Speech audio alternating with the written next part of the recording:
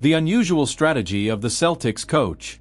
Joe Mazzulla, head coach of the Boston Celtics, has once again become the center of attention in the NBA. Known for his intense demeanor and unwavering focus, Mazzulla recently shared a curious and somewhat peculiar story that highlights his unique approach to basketball. The revelation came during a press conference ahead of the Celtics matchup against the Toronto Raptors. When discussing his aversion to friendly interactions with opposing coaches, Mazzulla was straightforward.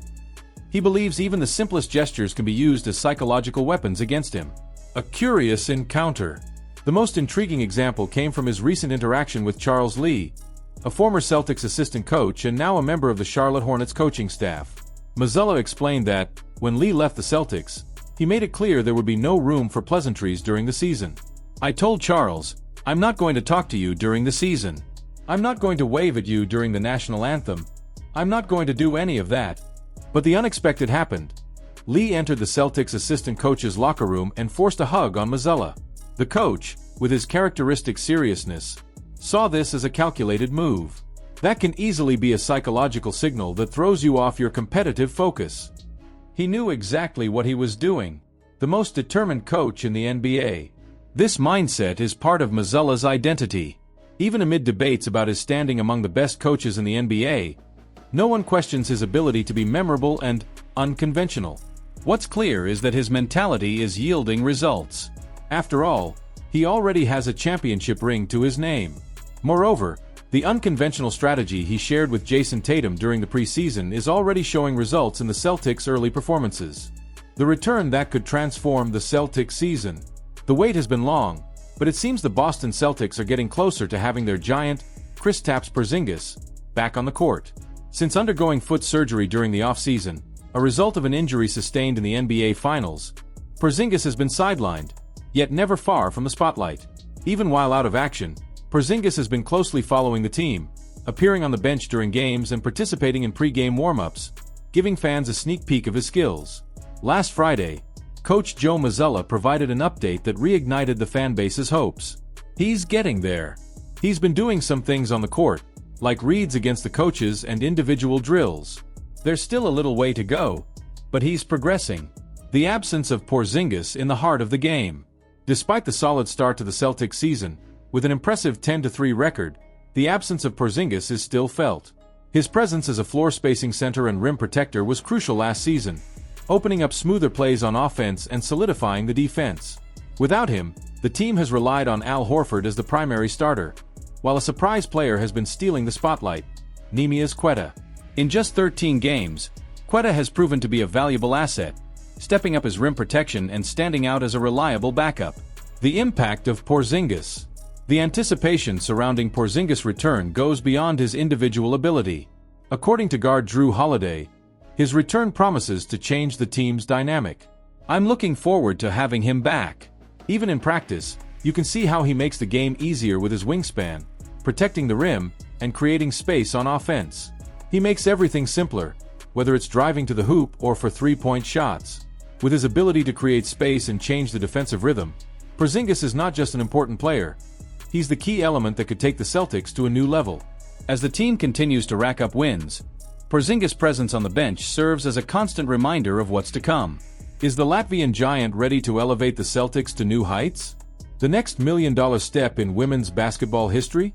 If 2024 has already been a spectacular year for Jason Tatum, the next moves off the court promise to further elevate his legacy.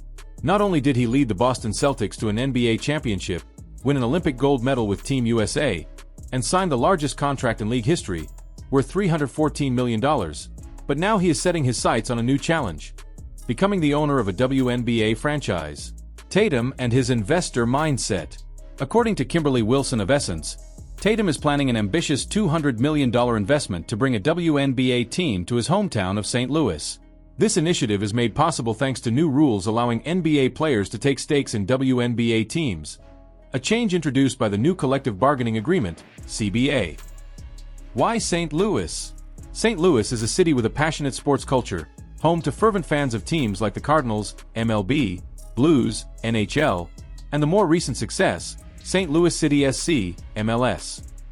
However, the space for women's sports remains limited. Tatum sees this opportunity as more than just an expansion of the WNBA. It's a chance to create social impact and inspire future generations. According to Wilson, Tatum's commitment to bringing professional women's basketball to St. Louis marks a significant step in the evolution of the sport, shaping the future of women in athletics for years to come.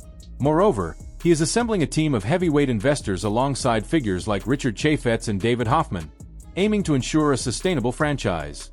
The proposed venue for the games would be Chaffetz Arena at St. Louis University. Jrue Holiday could be out against the Raptors. Celtics facing an unexpected setback. The Boston Celtics could be entering their Saturday night clash with the Toronto Raptors under a cloud of uncertainty.